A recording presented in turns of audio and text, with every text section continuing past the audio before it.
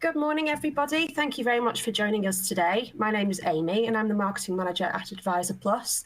I'm joined today by our panel of experts, my colleague Pat Ashworth, as well as Sharon Benson and Lorena Puica from the SID team.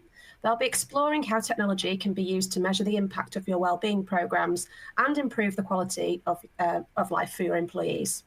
Before I hand over to Pat to begin today's session, I just wanted to invite you to ask any questions by clicking on the little icon at the bottom of your screen with what looks like a speech bubble with a question mark in it. We'll get through as many as we can at the end of the discussion. So now, without further ado, I'll hand over to Pat and our panel to begin the webinar. Good morning, everyone. My name's Pat Ashworth. I'm Director of Learning Solutions for Advisor Plus, and I sit on the Government's Professional Advisors Group for mental health, disability and inclusion. I'm passionate about mental health and about keeping people well and at work, which is a big theme of today's discussion. Joining me, as Amy's just said there, Lorena Puica and Sharon Benson. Lorena is CEO and founder of SID and has been recognised as one of the top 30 female AI leaders in advanced healthcare and pharmaceuticals. SID's an innovative life quality platform that reviews, analyses and summarises over 1 million scientific research papers to empower teams to improve their quality of life with simple, personalised lifestyle recommendations. It also gives companies actionable insights that help them better understand the needs of their teams to create more impactful HR and benefit strategies. Sharon Benson is Transformation and People Director for Edison Young People. Sharon's a multi-award winning HR professional and was recently named as one of the UK's most influential HR practitioners and is ranked second in the top 40 people leaders in the UK, building workplaces of tomorrow. So let's get started with our discussion. Sharon, can we begin by you helping us understand the journey you've been on with workplace wellbeing? Yeah, of course I can. Can you hear me all right, Pat, actually? I can, loud and clear. Excellent. You can normally hear me without a speaker, to be fair. So yeah, my journey started back in studio, and that's when you and I first met, when we were putting in a mental health awareness program on the back of some significant organisational change.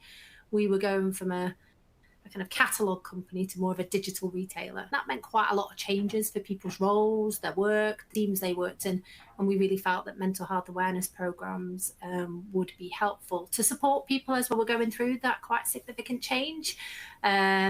So that's really where our journey started, and starting to have those conversations that it was okay not to be okay and let's talk about it.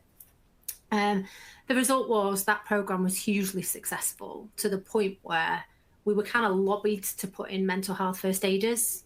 You know, colleagues wanted to learn more about it. Managers, I think, had their eyes open to the fact that actually people bring their whole selves to work and we need to look after them more than just in a work capacity. And we put in our mental health first aider program, which has grown and become really successful. And I suppose it was the first opportunity where, I think you know this, Pat, and I will try not to get emotional, is we, on the back very quickly of running the mental health awareness training, actually saved one of our colleagues' lives. They were in a really dark place. I won't say who it is, but they made their manager aware inadvertently that they were potentially considering taking their own life, and they were in a really dark place. On the back of the mental health awareness training, that manager knew exactly what to do, the steps to put in place to make sure that person was cared for. And we received, in what has to be in my professional career of over 25 years in HR, one of the most wonderful letters I think I've ever seen, where that individual's mother wrote in to say, "I can't thank you enough, you've saved my child's life. You know, if you'd not intervened and done what you did, my son may not be here today." So that's the power of putting these programs in place. So that was the start of the journey. And I have to say, I've become the biggest, most passionate advocate of those services since that time, because fortunately, and hope, fingers crossed, we won't have too many letters like that, but where people aren't in such bad place, but that's the power of a really successful program. So that's where my journey started, Pat. And Sharon, can I just say, you know, surely fundamentally, this is what it's all about, isn't it? You know, It's exactly what it's all about. if programs like this can save lives, then, you know, I'm truly humbled. You know, if we can do that, and you know, that was one of the probably the high points of my career, and I've been doing this for 35 years. So, you know, everything moves back from that, doesn't it? So all of the kind of programs that you put in place, the building blocks, if ultimately that, you know, you can save someone's life, then absolutely it's worth doing. Can you talk us about the story at Sunrise as well? Is that just before I move off that, Pat, I'd also say, if I think of all the things that we did at Studio, we did wholesale organisation design, we restructured every function. It's one of the reasons why we put the programme in place. I would say the mental health awareness and the mental health first aiders was probably the biggest in terms of game changing for making the culture feel different. You know, the mental health first aiders had their own Yammer group, they set up their own walks, they set up Wednesday walk and talks. It gained a momentum that actually didn't need HR to drive it. Actually, it was self-propelling. Those people got involved. They wanted to talk about it. They shared it on social media. One of my own team had a massive mental elf campaign over Christmas. She dressed as an elf for the whole 31 days of December. You know, it kind of grew a momentum of its own. And I would say it's one of the quickest culture changes from Express Gifts as it was then to Studio.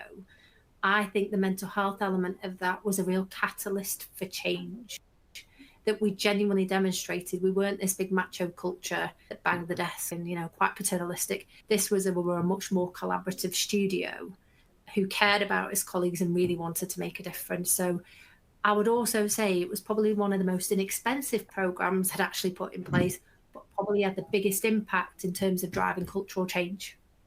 And that was at Studio. So obviously when I went to Sunrise, I was going to say, you know, hey, let's have a little bit of that. But, you know, I joined in January and a pandemic hit pretty much within 6 to 8 weeks thereafter. And the world turned upside down with COVID-19. We had mental health awareness programs kind of on the horizon. But to be honest with you, we were firefighting, trying to keep home safe, trying to keep colleagues safe. 2020 was a really, really, really tough year. We had some colleagues practically living in some of the homes to make sure we didn't bring infection in. We'd restructured our teams to deliver housekeeping services, not just in the morning, but 24/7 to maintain the highest standards of cleanliness and therefore infection control. So we went into 2021 as this is the year of wellbeing, and again embarked on very similar programs. And the feedback from that was phenomenal, Pat. As you know, we had huge take-up rates. We put 2 mental health first aiders in every home so that somebody would have a person or two to be able to speak to, because our sector, I think it's fair to say, elderly care, it was probably the hardest hit over the pandemic. It was really important that we built that resilience for our people to be able to come out of it the other end, not scarred, not as badly scarred as they could have been. So that's where we kind of continued on that journey with Sunrise. And again, of all of the things I ever do, whether it's org design, whether it's training, whether it's leadership development, the most emails I get saying thank you so much is on the back of delivering either mental health awareness training, financial education training, something that really is deeply personal to someone that makes a difference to them doing their jobs.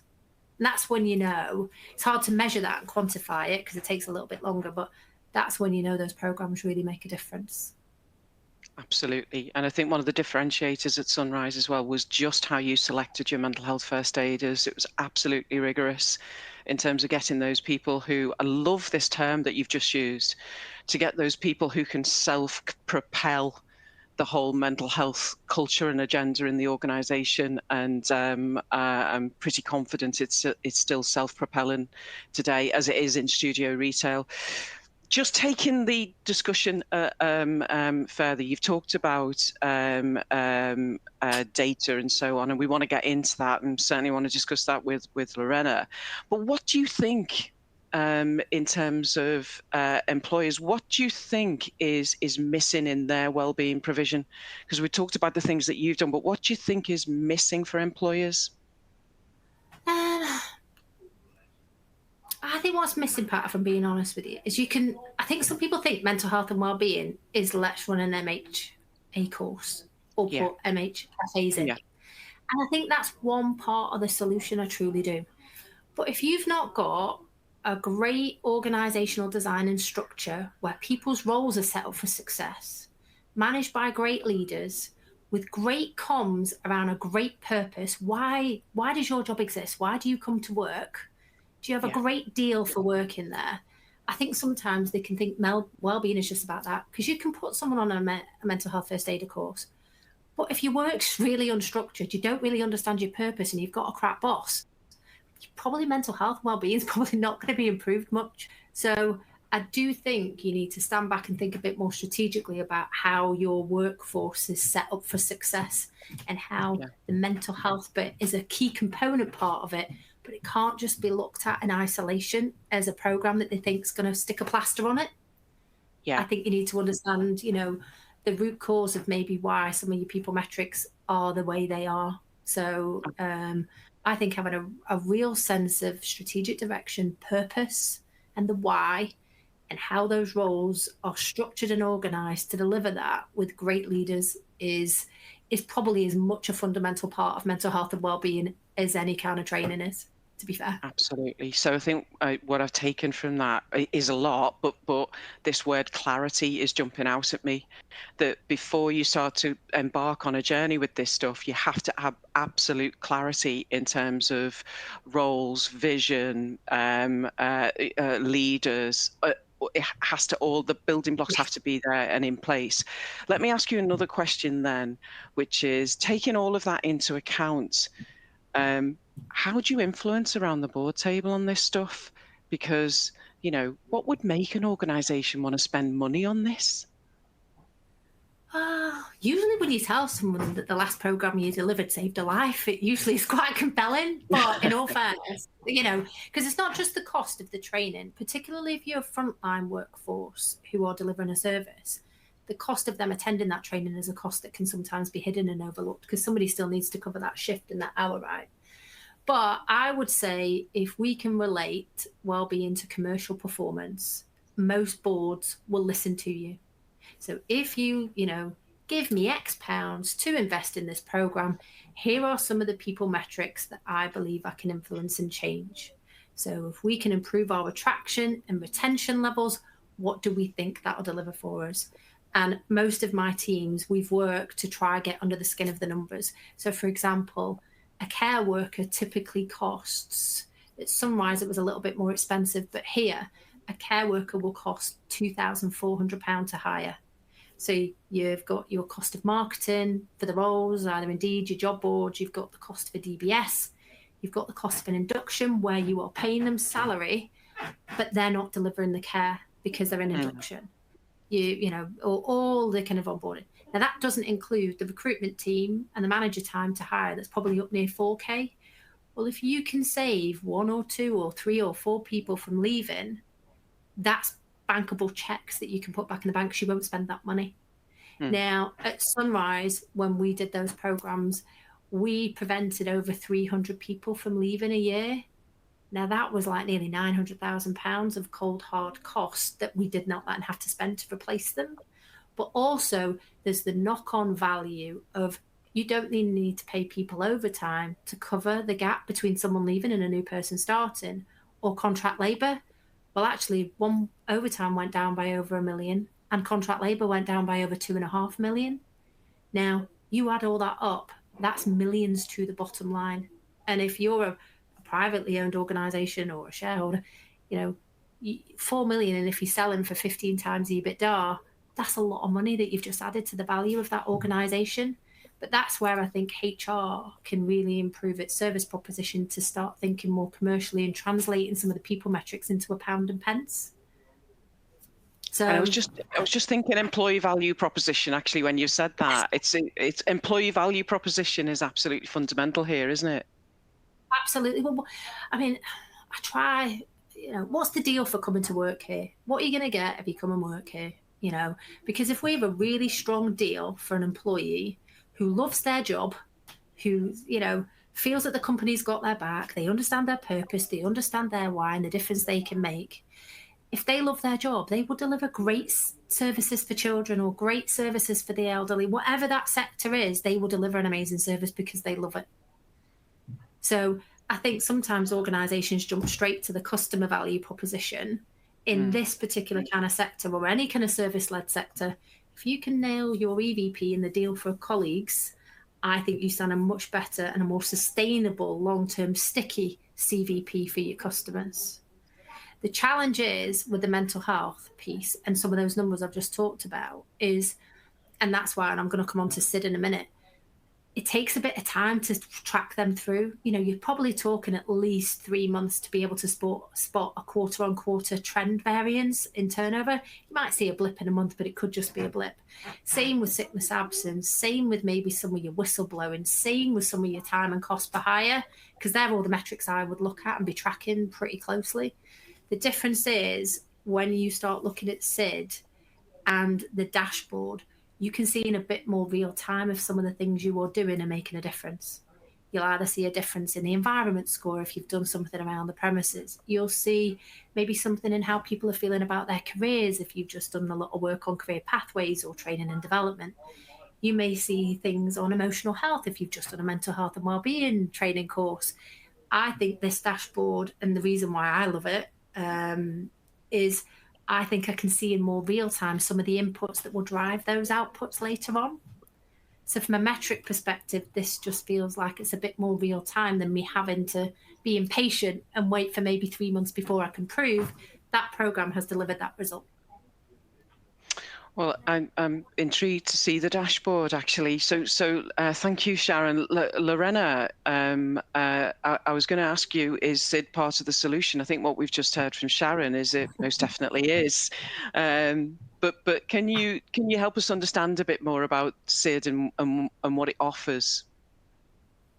Sure. Thank you very much, Pat, and thank you, Sharon, for that helpful contextualization. So maybe before I go into the dashboard, a little bit of background.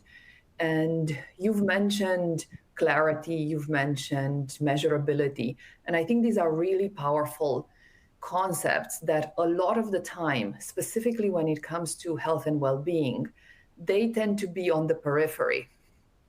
So we have spent over 3 years to make sure that we deliver on that clarity in a space that is very complex. Well-being is a very complex problem to solve, but also a very crowded space. So we have taken our time to make sure that we've done our homework. We've taken over 1 million research papers, which basically is the universe of robust published research in the health and well-being space. We've translated that, we've sifted through that to see which ones are indeed value creating and are usable and actionable. And from there, we've taken it to develop this technology solution that is helping HR professionals, both around clarifying what exactly is the problem to be solved, because saying that we need to improve employees' well-being is a very high-level problem. You need to bring it down to ground zero to say, these are the metrics, as Sharon pointed out, 2-3 metrics that she's looking at. What are the metrics that are preferably leading indicators? So you want to know those indicators ahead of time. You want them to be predictive of what's going on. So looking at those indicators such that when you sit down, when Sharon sits down and looks at her desktop, looks at the dashboard, she can make an informed decision whether the budget allocation, large or small, should be allocated to this KPI or this KPI as a function of which one is going to make the biggest difference. So of course, I'm biased. If I'm going to answer your question directly, of course, Sid is the solution. I would not say anything else. But joking aside, specifically in the post-COVID world, the health and well-being topic has really shifted from being nice to have. Before, of course, there was focus and attention, but it was a lot more, we want to do what's best for our employees, and let's hope that this is it. Post-COVID, it's not even a question anymore. It's, of course, we are going to do it. The only open question is which solution and how can we measure impact? And I think that is the biggest, if you like, differentiator, to be able to have one single solution where you can see the plethora of those drivers and metrics to inform your decisions as an HR professional with 50 balls in the air at the same time. It's a role that I think very often is overwhelmed with the plethora of different activities and responsibilities. So if we can ease that burden with technology, with an easily intuitive, accessible technology, then I am happy. Job done. So Lorena, I know you're going to talk to us about the dashboard, but I just want to ask another question, because I feel it's a question that our listeners, our viewers today will have, which is, you talk differentiator. What makes SID different from other, and I'm going to call them wellbeing apps, okay? All right, because I know that's going to drive a response from you. What makes it different? Thank you, Pat. And yes, absolutely. That's a valid and very welcomed question, especially in this confused and very crowded space. So as I mentioned, post-COVID, the acceleration of the need has driven the expansion of a lot of solutions. So to go to the core of it, I would say, number one, well-being being a complex problem, we need to address it in a 360 manner, 360 degrees. Look at a person holistically as an individual. And what is currently in the market today, there are globally over 300,000 solutions in the well-being space, each focusing on one dimension of that well-being, whether it's mental health, whether it's physical health, whether it's nutrition, whether it's a meditation app, whether it's a CBT app, whether it's an EAP system, whether it's a coaching system, whether it's a journaling system. Each of these are elements of the puzzle, and they are components of the solution. However, because an organization has on average between 5 to 12 different apps, all of that goodwill ends up falling short because the employee is overwhelmed with 12 solutions or with 5 solutions. They don't even remember to which one to go for what type of support. So what we have done at SID is to take a step back, look at the research, understand what exactly is that framework that enables us to deliver a 360 solution, and then build one solution to rule them all, that includes physical health, emotional health, mental health, career coaching, financial well-being, social well-being, all the way to environment. So all of those under one roof not only simplify and elevate the EVP and the journey of the employee overall, but it also enables us and enables the individual to have a clear picture, to have the clarity overall, what is their life quality and well-being, to get all in one place. And I think that's a massive differentiator. And that's where we've seen a lot of hunger in the market to come in with a simplified, clean user journey, one app, one solution for the entire well-being problem. The other key differentiator, as Sharon started to talk about that, is that the solutions in the market offering the employee journey it's wonderful, it's great, it's one step forward. However, to truly measure impact, to truly evaluate what is how much value is that app creating for the individual and for the organization, one needs to close the loop from the employee back to the organization, from the organization back to the employee. And that's where the dashboard is a significant differentiator, supporting HR professionals to have that clarity of data in real time, in an intuitive and continuous manner. Thanks, Lorena. We've got some dashboard slides here, haven't we? Is it worth just briefly taking us through them, just so we can understand the difference, the kind of ROI, the measurement that was your secondary differentiator here. By the way, your first one, putting all of those kind of different 11 or 12 apps that an organization have in one solution, absolutely. But could you take us through the 2 or 3 slides that we've got here on the dashboard, just so we've got an overview? Sure, and maybe do that in the context of the decision maker, the HR professionals, as well as the executives that at the end of the day need to sign off budgets. This first one, in terms of specifically looking at life quality and retention metrics, energy productivity metrics, and ROI, here the key things to highlight is, number one, that the life quality index, which is the proprietary metric we've designed that has now been recognized by the World IP Organization as the gold standard for measuring well-being in organizations. This is one metric. So if an HR professional rolls out SID and provides SID for all of their employees, let's say on January 1st, they can already see 31st of January, maybe at the beginning it was 62%.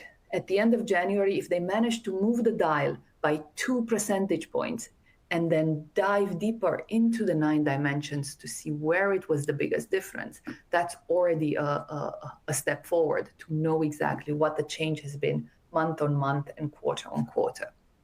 So LQI, measuring life quality on a continuous basis, is one core aspect. The other one, productivity. Of course, productivity is incredibly hard to measure. We've created a KPI called energy that is looking at how much energy, commitment, dedication employees are putting on a day-to-day basis.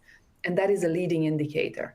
So this energy score here, which we've improved by over 23% on a 12-month basis, that is telling an organization what is the level of energy that your employees are committing to the work that they do. And that's a very informative metric to know what is the overall level of productivity for the organization. And then, of course, retention. Retention is a huge topic. And the key USP there is that we look at 11 key drivers of retention. And here in the next slide, you will see that looking at those key drivers in a context of the Great Resignation and all of the employee attraction and retention challenges, to know that actually maybe the biggest challenge is that people do not feel on a mission.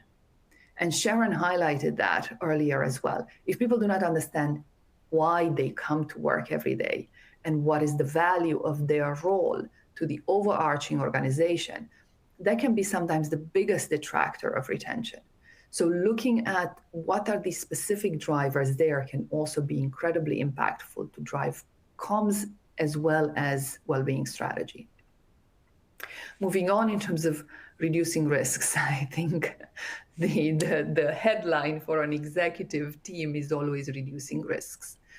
So understanding what are the key risks driving things like stress, anxiety, depression, obesity, diabetes, cardiovascular, musculoskeletal conditions. These typically are the building blocks that then lead to productivity issues. They lead to engagement issues. They lead to retention issues.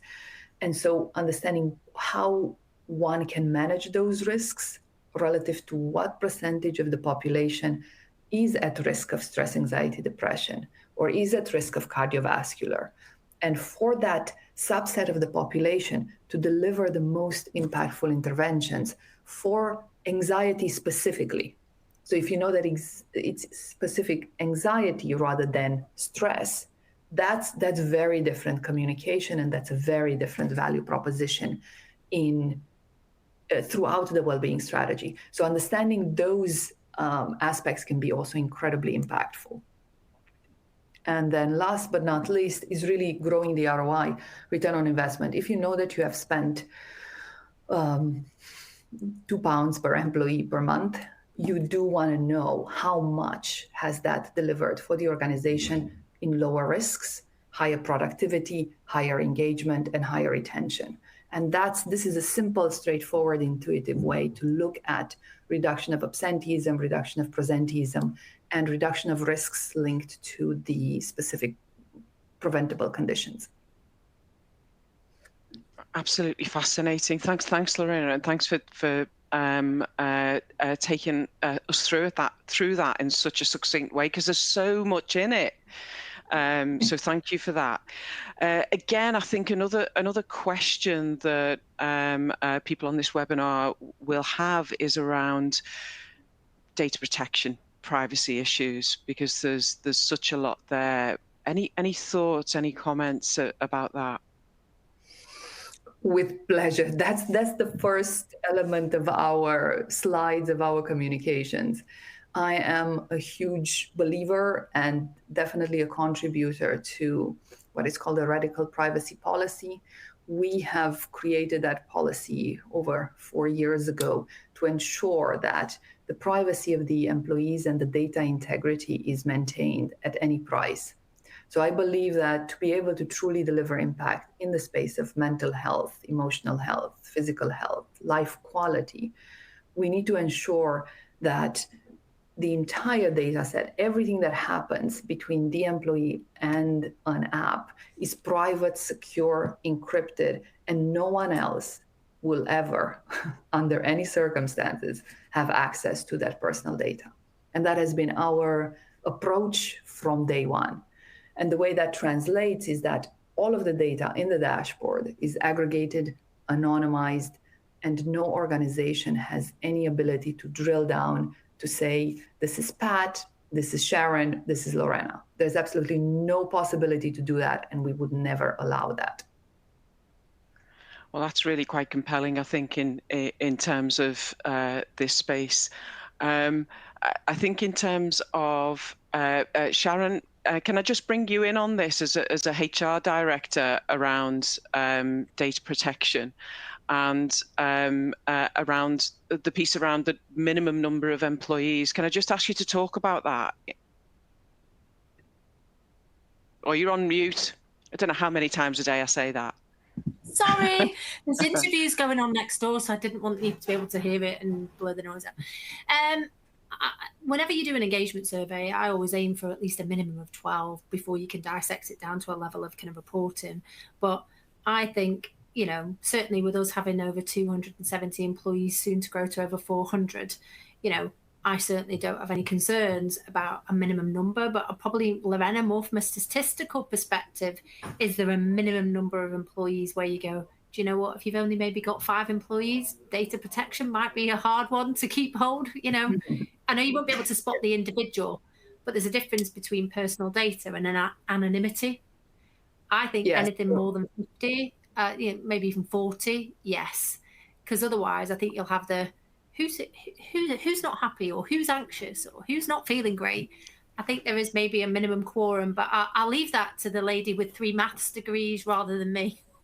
Thank you, Sharon. Yes, we have a minimum.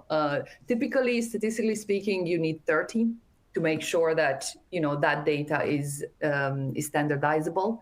We are going for 50. So if there aren't 50 people, we will not show that data point. If there aren't a minimum of 50 people behind that one KPI, we will not show it, to make sure that there's no way to triangulate, be smart about it, how you take these data points. So 50 is minimum to be absolutely certain. That's great. and a really important piece of information in the scheme of things, because we all know how important data protection and secure and privacy is. Listen, I'm conscious of time, and I do want to give those who are on this webinar today the opportunity to ask some questions. So Amy, can I ask if we've had any questions from our audience today? Hi, yes, we've had a couple. I'm not sure who wants to answer this one, but we've had a question. What was the most powerful impact of the mental health programme at Sunrise Senior Living? I'm not sure whether you've already covered that, Sharon, with the story that you shared, but is there anything that you wanted to add there? I suppose the biggest, well, if you were to look at it from a business perspective and commercial perspective, was really the £4 million plus savings as a result. Now, I wouldn't say that was all down to the mental health. I think it was a big component of it, of making people feel valued, making people feel cared for. Because sometimes we can put all the emphasis on the resident rather than the individual. And I suppose one of the biggest things that we improved our colleague retention, as I said, by 40%. But you know, one of the biggest things that somebody said to me when we went on one of our road shows was it really felt that you had our back. And it felt a little bit like, you know, when you're on the aeroplane, this care worker said to me, felt a bit like that. Sometimes you've got to put your own mask on first before, you know, you can then help others. And it felt like you were helping us put our mask on first. And I thought, what a great descriptor of actually what we're doing here. So I regularly steal credit for that, but I didn't say it was one of our care team. So it's a good analogy, and I think if I can add to that, Sharon, as well, no organisation stands still. And certainly from both your two previous organisations, Studio and Sunrise, they've seen some changes like all organisations do. And I think for me, one of the biggest impacts is just enabling people to develop levels of resilience to be able to bounce back from the changes that routinely happen in organisations. So for me, that would be a significant impact given. I would agree. You know that when we announced that we were going to be splitting the portfolio and divesting them to new owners, one of the first things we did was run some change workshops, mental health workshops, to say, you know, here's what it means for you, here's what it doesn't mean for you. We know you're going to experience this range of emotions, but we put things in place to help them get through it. And I've got to say, all of those, you know, 5,000 colleagues, 3,000 going one way, 2,000 going another, I have to say landed with their new owners really well. I think we've done a lot of work getting them in a really great headspace to go to their new, you know, to their new owners with really good hearts and in a really good space. And I think that, you know, served them well, served the residents well and their new owners well. But we recognise the importance of what people might be worried about. And, you know, the programmes that we did with yourself as Advisor Plus, we were about to put the SID up in actually just before we knew we were going to be selling those homes and they were going to be moving to new management organisations. Otherwise, SID would have been in ages ago. It's coming into Edison, but it was that I first met Lorena and Carl as part of my time at Sunrise. It just wasn't appropriate. But the training for the mental health and the change curve and getting people through that space was really, really critical, and I think can often be overlooked in a transaction as you get stuck into the due diligence. But even though we weren't going to be around leading them anymore, we wanted our people to be in a really good place, because if they were, those residents would be. And at the end of the day, they pay a lot of money to live in those care homes, and that was really important. And I think the best thing you want people to say about you as an HR director when you're managing something so significant as that is, you know, we understand the change that's happened, but the most important thing that we wanted was to be treated well, with respect and with dignity. And I think you did an incredible job of that. Thank you. Amy, any other questions? There's one more. What has had the biggest impact in terms of well-being post-COVID for HR in the workplace? Not sure who wants to Lorena, would you be okay to pick that one up, Lorena? Sure. I probably met more HR professionals in the last 5 months. Sure. I'd say, and I touched briefly on this earlier, really the shift from well-being being a nice to have to being a must have. Now it's unquestionable that this has moved to the top of the agenda. This is a must in all organizations. what I would say is the trickle-down element of that is the support needed to make the right type of decision in terms of what's the right well-being strategy. Because there isn't a well-being degree to be had, there isn't a well-being educational system to go through, and therefore HR professionals are put yet in another situation. They need to learn a new skill set to understand what would be the right type of well-being strategy to be put in place, and then what is the best way to deliver that specifically globally and to very diverse population in an inclusive manner. I would say that's the biggest impact, the silver lining of all of these 2 years of pain. That's great. Thank you, Lorena, and thanks to Sharon. Thank you, Amy, for keeping us to time. We haven't any more questions, so if everyone's good with it, we will say our goodbyes. Thank you for listening, and we hope it's given you some food for thought. It's certainly given me food for thought. So thank you, everyone. Thank you very much, Pat. Thanks, Pat. Thanks, Lorena. Thank you. Bye. Bye.